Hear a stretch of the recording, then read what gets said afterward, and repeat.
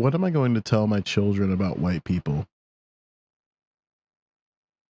What am I going to tell my children about black people? I think a good place to start is to talk about me. I was born in 1989. I'm the youngest of four children. To my knowledge, my two sisters and brother all have different fathers. My mother was not well when she had me. I bounced around different variations of family unification, but it didn't work out. Eventually, after being in foster care, I was adopted along with my now sister, and we don't have any biological relation.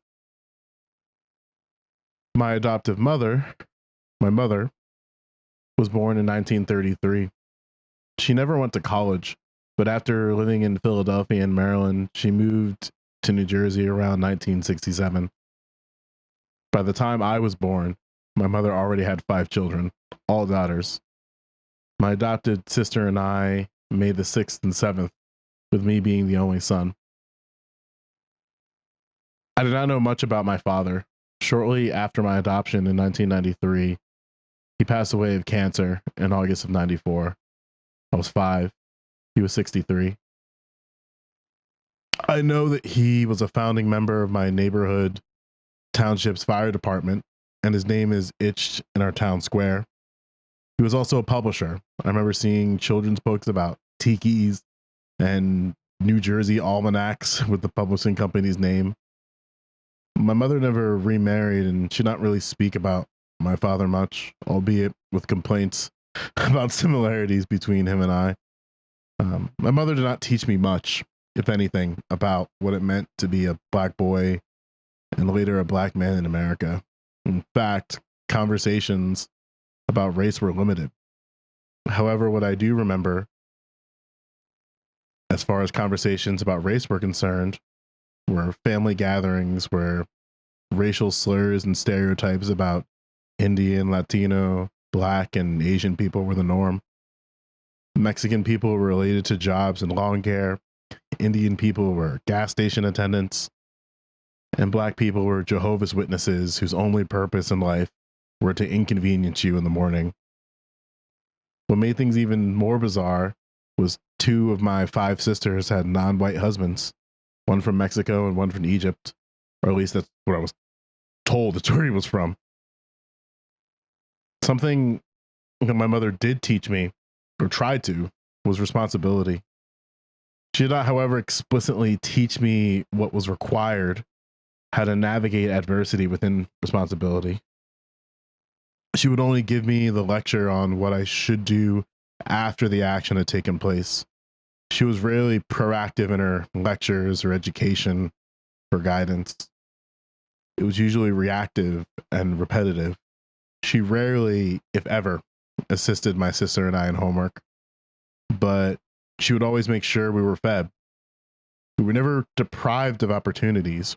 We participated in the local police athletic league, or PAL, playing in the marching band, going on school trips, attending church regularly, being a member of the church choir, later handbell choir, and just participating in other aspects of the Roman Catholic community. I wasn't a happy child growing up. I remember being very sad, angry, always frustrated at someone or something, and had a short temper. I would never hit anyone, but I would break things, even things I deeply cared about. I never sought therapy for this. In fact, despite recommendations that I see a therapist after the death of my father, considering it occurred weeks away from my first day of kindergarten, she never followed through. I was always angry that people did not understand me or understand what I was going through or why I was having difficulty. In my anger, I would make irrational decisions and say and do irrational things. Thankfully, I had a few teachers who took a special interest in me emotionally, 3 in elementary school and 1 in high school. They still check up on me from time to time to make sure me and my family are doing all right too. I had very few black teachers in my life. Miss Smith as I remember, was a cold, strict social studies teacher in elementary school. And Mr. Chauncey, who I never directly had as a teacher, was a band director for a neighboring elementary school. I remember my mother going out of her way to have the two of us be introduced to each other. I remember having saxophone lessons with him, but I'm not exactly sure why we never continued after 2 lessons. I grew up in a world separated from the experiences of other Black children in my life. I grew up around Black children, but I never associated myself with them.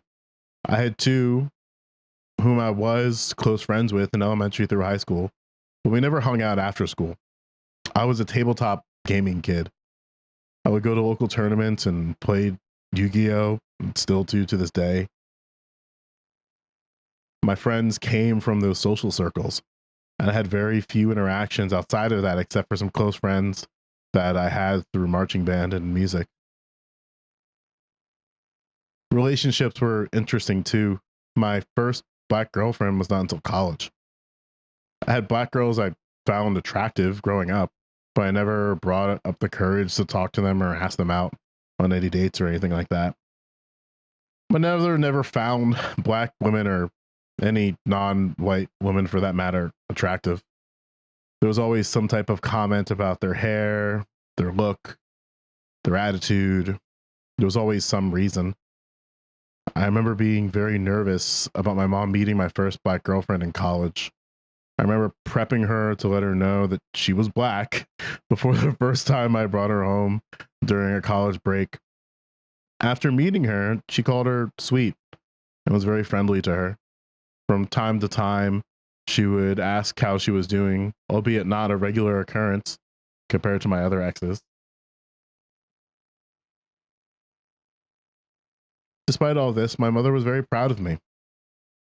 She would always brag about me to other parents, be sure to tell people who I was and what I was doing and how she thought I was doing a good job. She was always very proud of me. She was one of my strongest defenders and advocates for me personally.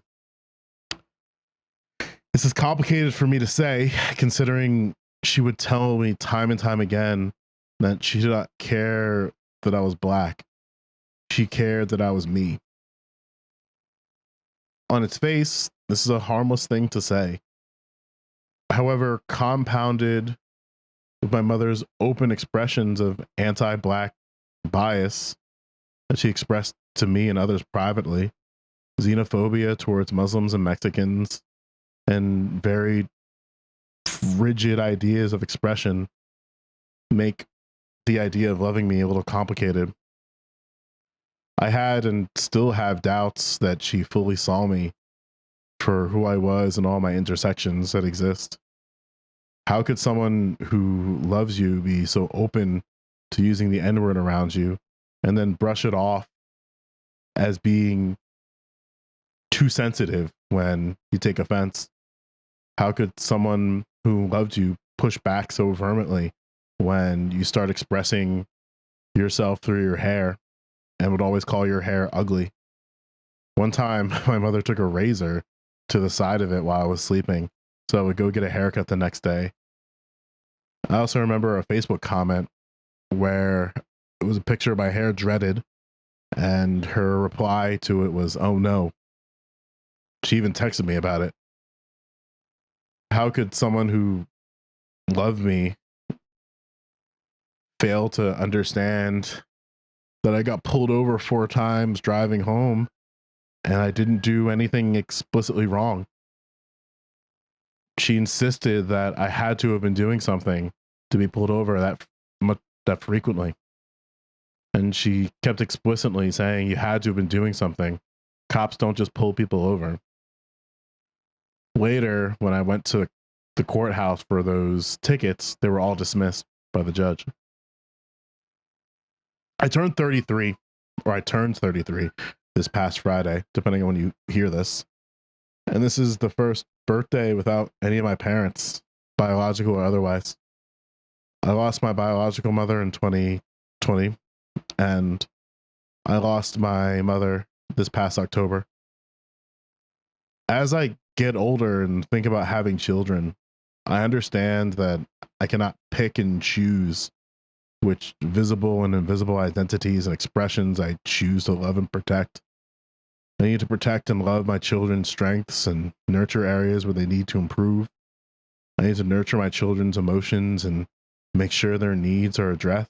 I have to prepare my children for what it may mean for them to be a black boy or girl and later a black man or woman. I need to make sure that the way I talk about other black people is reflective of my love not only for black people but people broadly. I need to prepare my children for how their racial identification may influence their relationship with other parts of society and what to look out for.